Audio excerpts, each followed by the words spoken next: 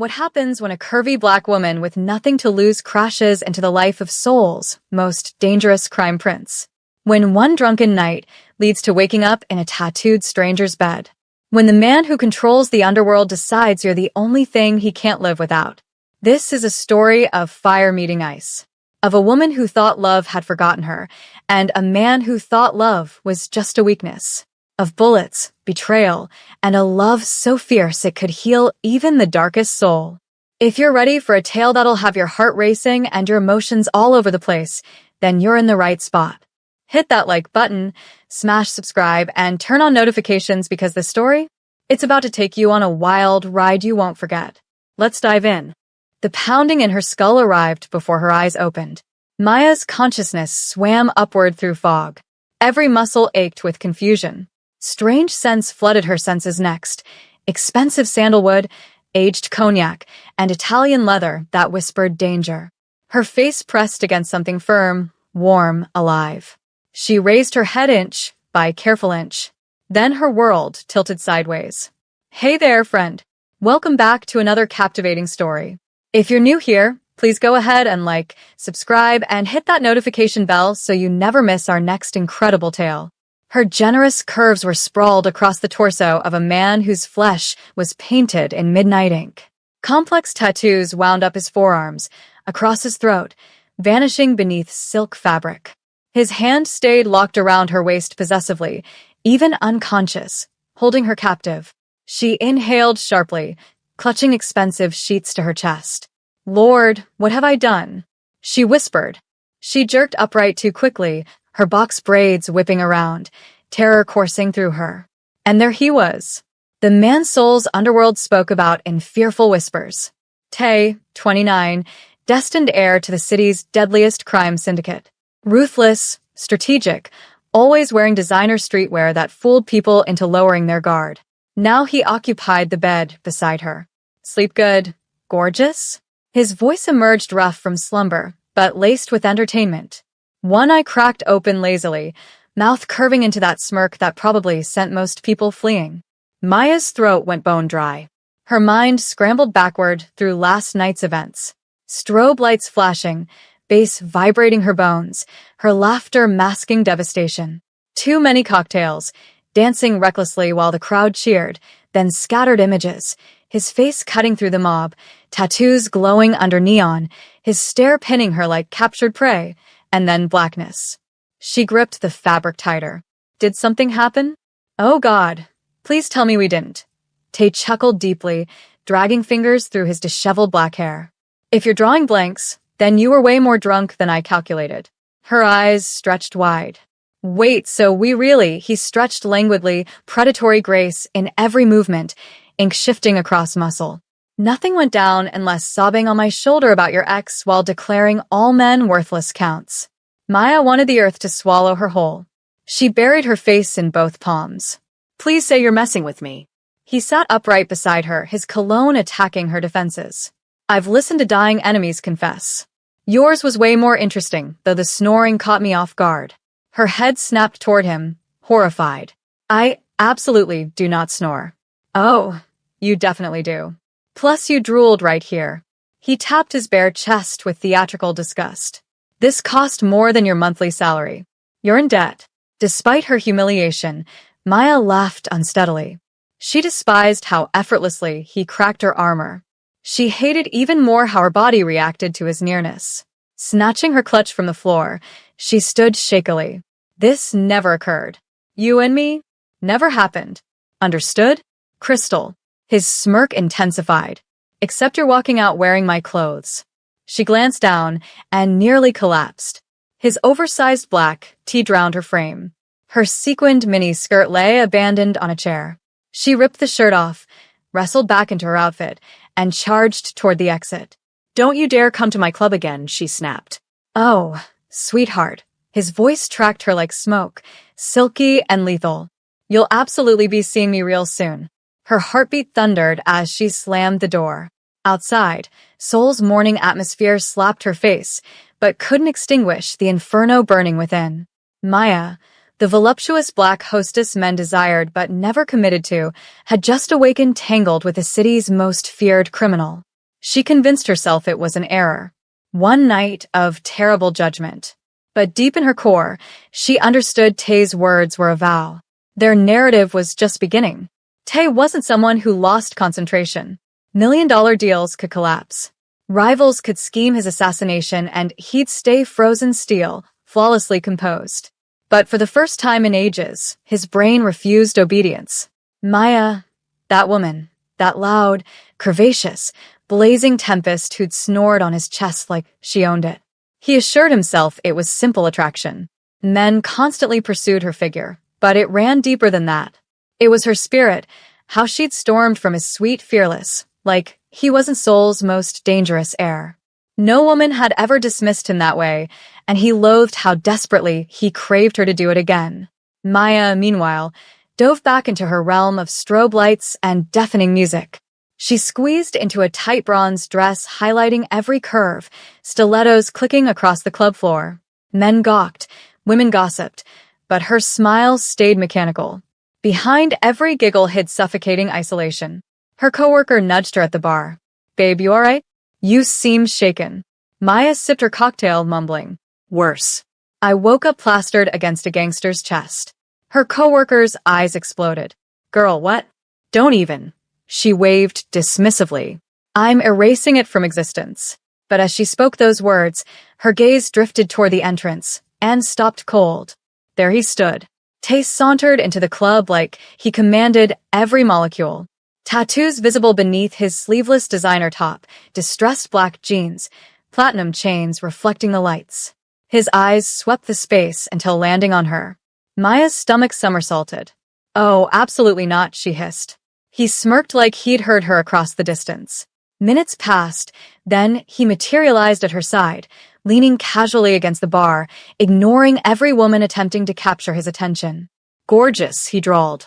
"You ran quick." Not quick enough, apparently. She glared, clutching her tray. "Didn't I explicitly tell you to stay gone? And didn't I tell you?" He leaned nearer, his scent drowning her senses. "That I'd be seeing you again real soon." She rolled her eyes dramatically. "You're not remotely my type." He raised one eyebrow. "Your type? Let me predict. Broke dudes who promise forever then vanish after 14 days. Her jaw tightened. That struck too close. "You don't know a thing about me." "I know plenty." His expression softened briefly, surprisingly. "You're lonely. You drink to forget. You laugh loud so nobody notices you're shattering." Her heart stumbled. She covered it with sass. "Wow. Congrats, Detective Tae. Want a medal or a cupcake?" He grinned. "Cupcake. Red velvet, preferably." She stared at him, then erupted into authentic laughter. "You're absolutely ridiculous. Yet here you remain, still engaging with me." From that evening forward, Tae kept materializing. Every single night, he'd glide into the club, sometimes solo, sometimes with his entourage, always monitoring her. He tipped her outrageously, teased her until she was flustered, and never departed until confirming no intoxicated patron crossed boundaries with her. "Why are you stalking me?" She demanded one evening, hands planted on her hips, dress shimmering under the lights. He reclined in the VIP area, swirling cognac. "Stalking? Nah. Protecting my investment." "What investment?" "You." Her mouth dropped open. "Excuse me? You're too valuable wasting energy serving cocktails to sweaty executives. You belong somewhere elevated." She snorted. "And let me guess, that somewhere is next to you." He grinned wolfishly. "Intelligent woman." She scoffed and spun away, but her pulse was sprinting. Nobody had ever observed her the way he did, like she wasn't merely a body, but an enigma he needed to decode. Later that evening, backstage, she discovered a box waiting. Inside were designer pumps, sparkling and flawless. A note tucked inside read, "For the gorgeous one, don't run too far. T." She bit her lip, torn between frustration and strange warmth spreading through her ribcage. "Lord have mercy," she whispered, shaking her head. This man is pure chaos. But deep down, she already recognized. Chaos had never looked this attractive.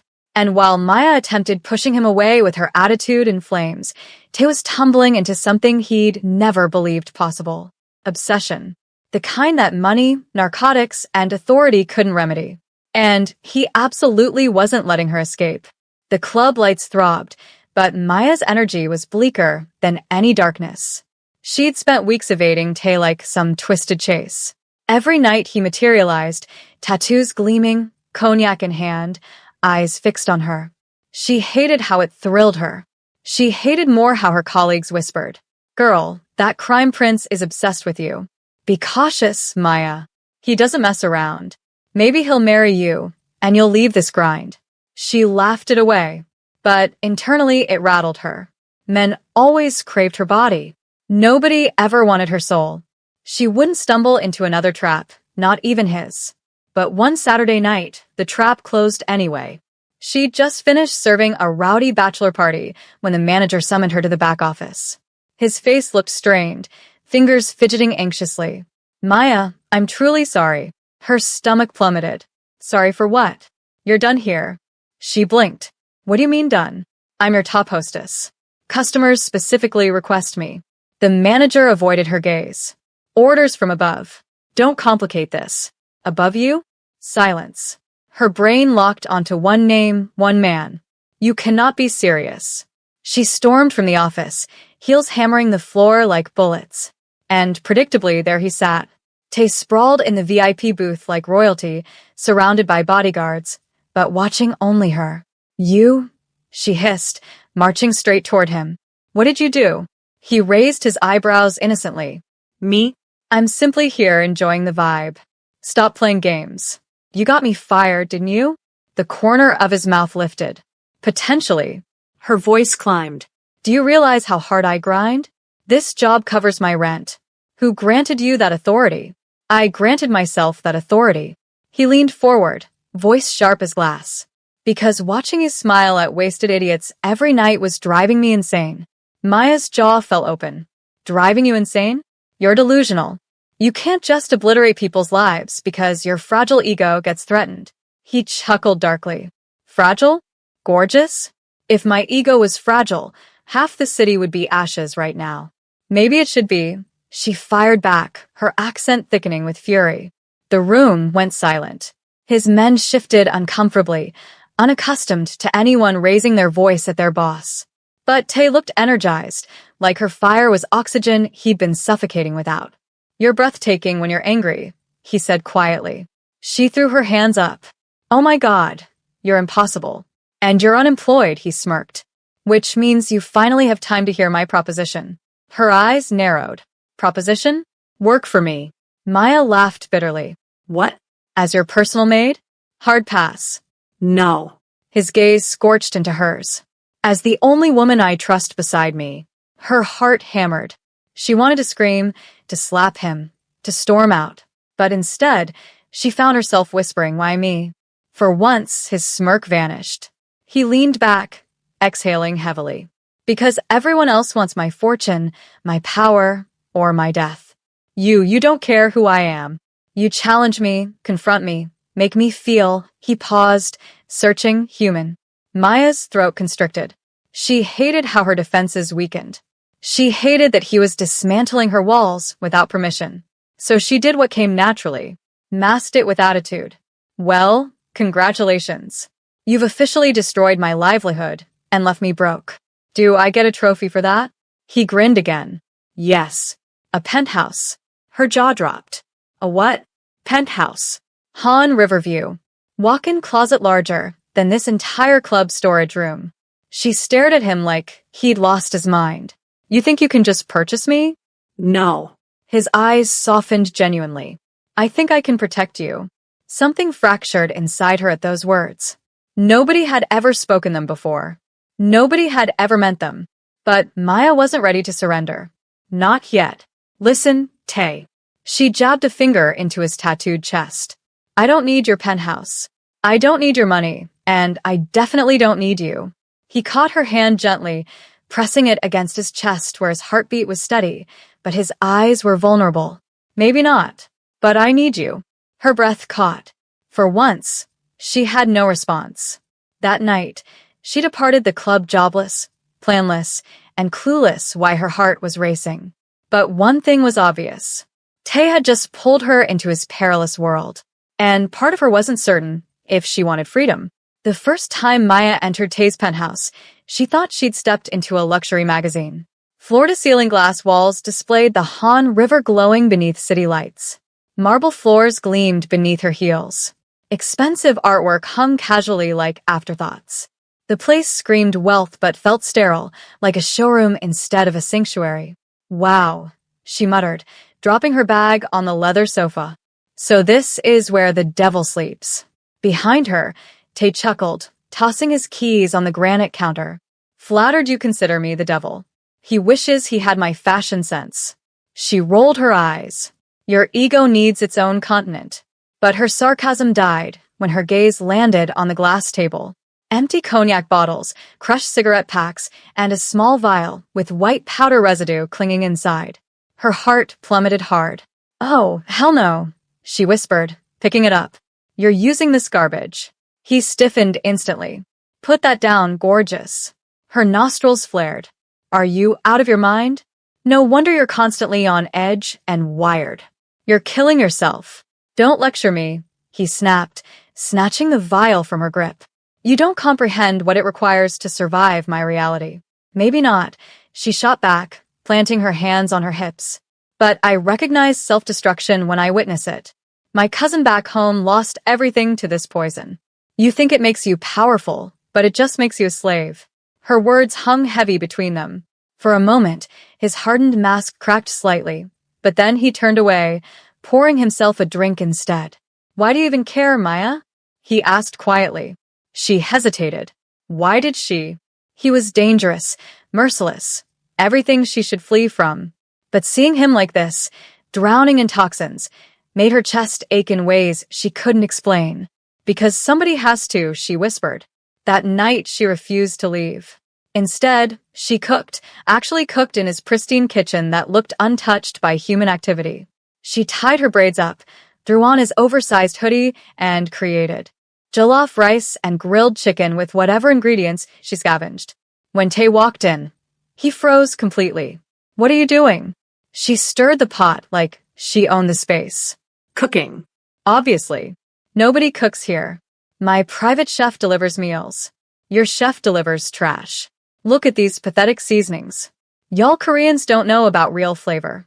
She tossed spices dramatically into the pot. He leaned against the counter, amused despite himself. "You're insane.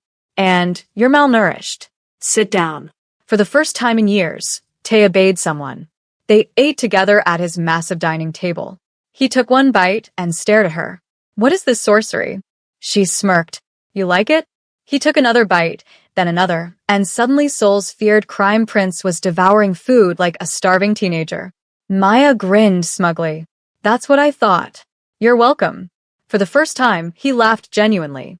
A real laugh, unguarded and raw. It startled them both. But the sweetness didn't last long. 2 nights later, Tay brought her to a meeting. They drove in his black Mercedes to an abandoned warehouse at Seoul's outskirts. "Stay close," he murmured, handing her a jacket to cover her glittery dress. Inside, men in dark suits sat around a long table, cigarettes burning, eyes lethal. The atmosphere suffocated with tension. Maya felt every pair of eyes linger on her. She gripped Tay's arm tighter. "Who's the girl?" One man sneered.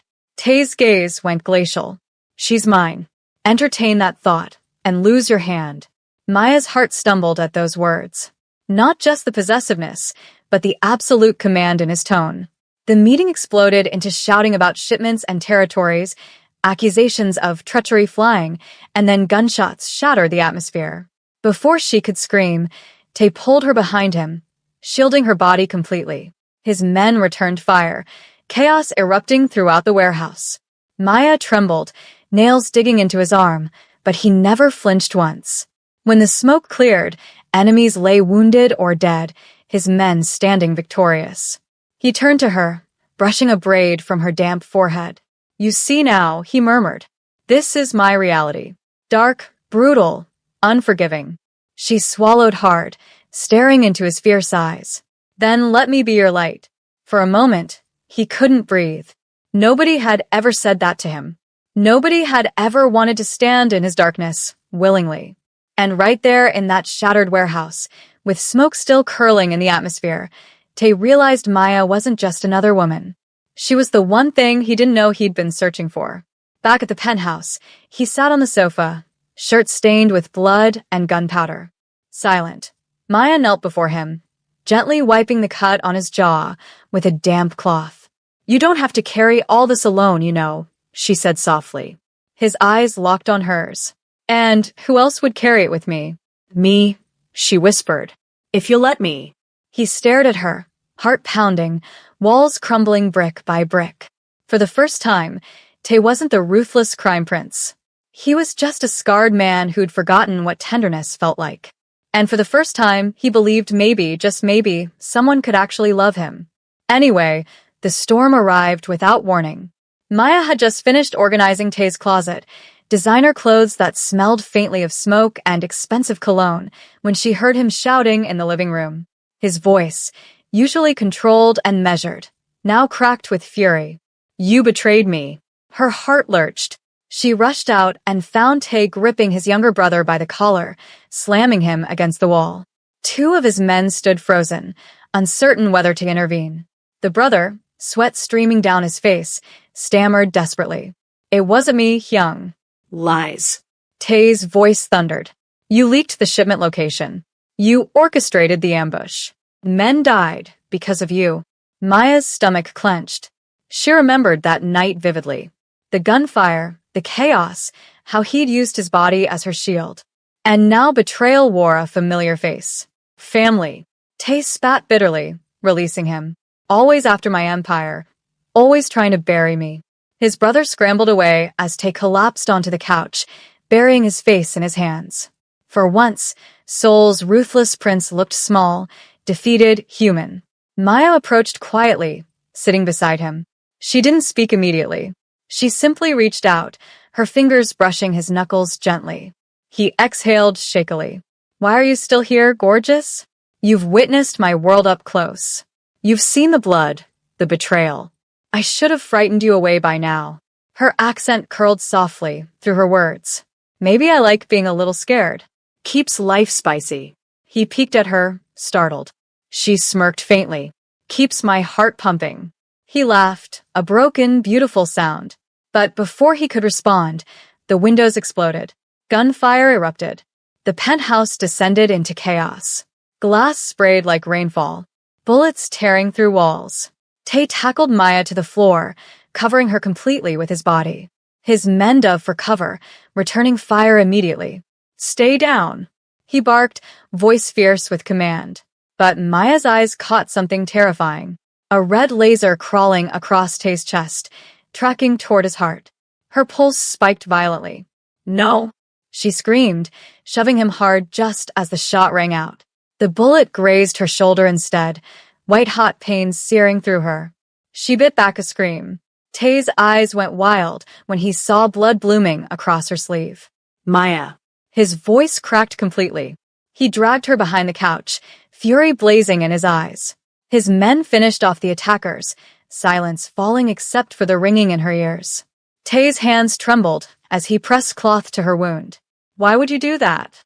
Why would you take a bullet for me?" She winced but locked eyes with him. "Because you're worth saving, Tay." His breath caught. He stared at her like she was something impossible, something sacred. "I've killed people. I've destroyed lives. I don't deserve." "Shut up." She grabbed his collar with her good hand, pulling him closer. "You deserve love, and I'm giving it to you whether you like it or not." For a moment, he couldn't breathe. His entire life, the drugs, the violence, the betrayals, it all crashed against the one thing he never thought he'd have. Someone who wanted him. Not his power, not his wealth, just him. And then he kissed her. It wasn't gentle. It was desperate, fierce, a storm colliding with wildfire. She kissed him back, pouring every ounce of her pain and her promise into him. When they broke apart, breathless, he whispered against her lips, "I love you, gorgeous." For the first time in my life, I actually love someone. Tears stung her eyes. "Took you long enough, crime boy." He laughed, choked and messy, pressing his forehead to hers. "You're crazy." "And you're mine," she whispered back.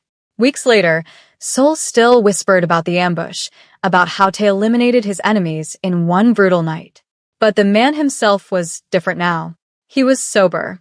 The vials of white powder were gone, destroyed by his own hands. The cognac bottles collected dust. His men were shocked, speechless. Their boss, once addicted to chaos, now spent nights at the table eating Maya's cooking or laughing at her ridiculous stories about back home. "Imagine you at carnival," she teased one night, moving her hips playfully. He smirked. "Imagine you not constantly stealing my hoodies." "That's my favorite one." "Relax. I look better in it than you do anyway." Their banter filled the penthouse with warmth money could never buy. And for the first time in his life, Tay wasn't just surviving day to day. He was living. Because in a world of blood and betrayal, Maya had given him the one thing he thought impossible, healing. And she had found the one thing she thought she'd never have, love. Hello, beautiful souls. In this story, we discovered that even the darkest hearts can find healing when they're truly loved. Thank you so much for watching. Please like, subscribe, and share this video with someone who needs to hear this message.